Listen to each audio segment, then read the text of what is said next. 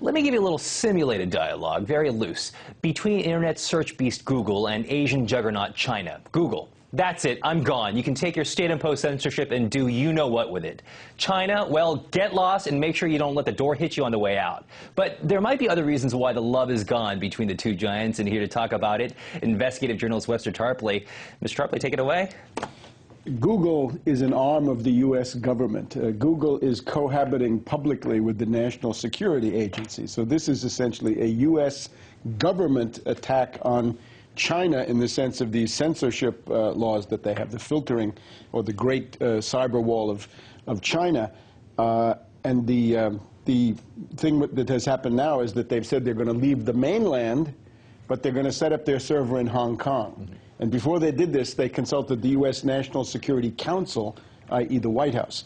The problem is, from the Chinese point of view, of course, Hong Kong is an integral part of China, and this is a very sensitive issue because we had the British there for 150 or more years. So if Google thinks that they can simply move their server to China, to Hong Kong out of mainland, and continue, I think they're crazy, because this will simply force the Chinese then to extend the full force of the filtering to Hong Kong, which in the previous times has had some kind of an autonomy.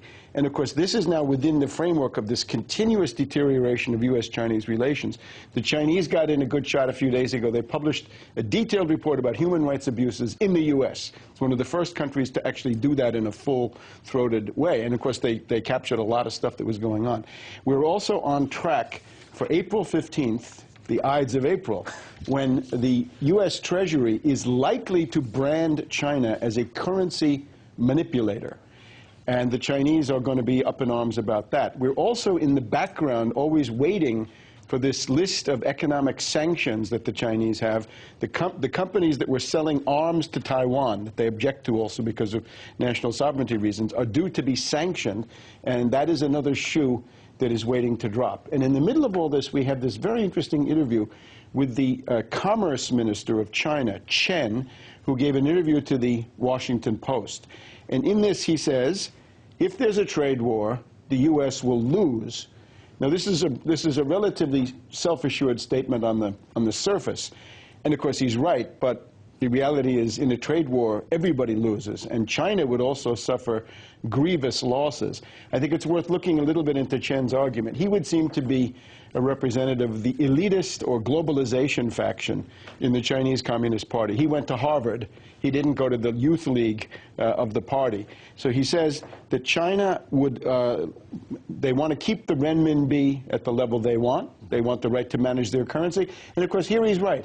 Everybody has a right to mercantilist or dirigist or protectionist measures. On the other hand, he then turns around and says, we do this because of globalization, which just doesn't make any sense.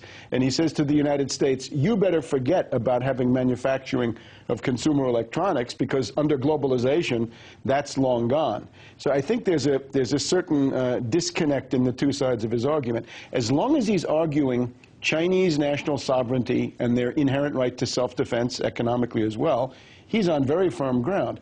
But then when he turns around and says, and now don't you dare have a protective tariff or any other dirigistic measures, then this makes no sense. In other words, one or the other. Either globalization or national sovereignty, because you can't have both. What the Chinese practice is essentially a dirty float. They float their currency, but they manage it, they pilot it. The problem with the dirty float is not the float. I'm sorry, the problem with the dirty float is not the dirty, it's the float, because this is what causes chaos. We would really need a situation of fixed parities among all the major currencies, and the Chinese really would be better served by that. So what we're left with is this contradictory argument, which, again, what it reflects is the tension inside China between the globalization faction on the one hand and then this youth league faction. The next president is likely to be he, who is probably more on the elitist side, although that remains to be seen. And it's also, to some degree, unclear who the next president will be. Okay. Webster Tarpley, thank you so much once again, just connecting the dots for us as always. Thank you so much for joining us tonight. Thank you.